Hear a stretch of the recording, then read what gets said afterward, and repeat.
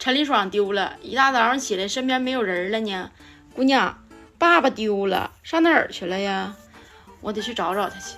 昨天睡到半夜，小陈打呼噜，我以为他上客厅去住去了呢，谁知道早上起来客厅没有人啊，我下楼上车里去找找去。早上起来空气特别的好，阳光明媚，我家车在那儿呢，我还得找车。看见我家车了，这车锁着呢，在没在里边啊？耶，在里边呢，还知道盖个被呢。这睡觉睡得真死啊！妈呀，起来了，还得先拿钥匙给我开个门。你不在客厅睡吗？哎呀我的妈，客厅晒费劲了。你这得亏车里还有个被呢。哎呀，睡得挺得劲儿呗。还行。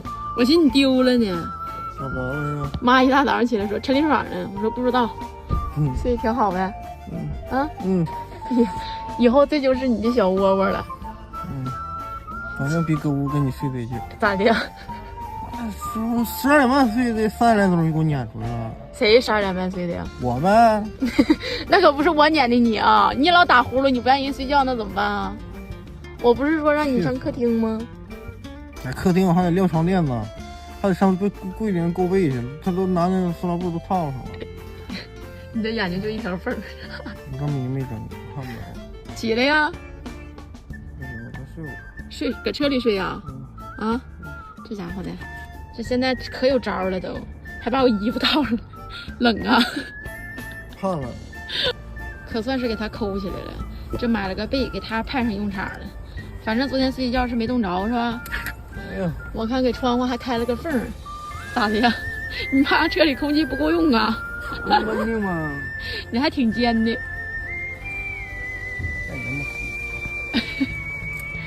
这两不道走的，哎呀妈呀，好像起多大早似的。陈立爽，人家上班都已经起来上班去了，看你这种沉重的脚步，还这么累挺的感觉。我1点睡的，你几点睡的？你11点半睡，你几点睡？12点半。11点半。快干嘛？你睡觉的时候12点了。我睡觉的时候11点、12点。好吧，好吧，走，快，大哥，上电梯。完了，12点半睡的，2点多钟起来。电梯香不？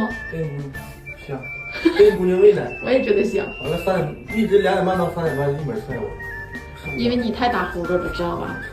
你睡不好，我也睡不好。哎呦，困了。你爸爸手脏，可别吃他的。妈妈把你爸爸给你找回来了啊，姑娘。你问问你爸爸，还走不走了？今天还离不离家出走了？你说你再走，我妈不找你去了。咋不吱声呢？别老说。困死了，姑娘啊，你明天早上晚点起来。让我们俩都睡个好觉，行不行？我睡不睡觉跟我姑娘没关系，闭嘴。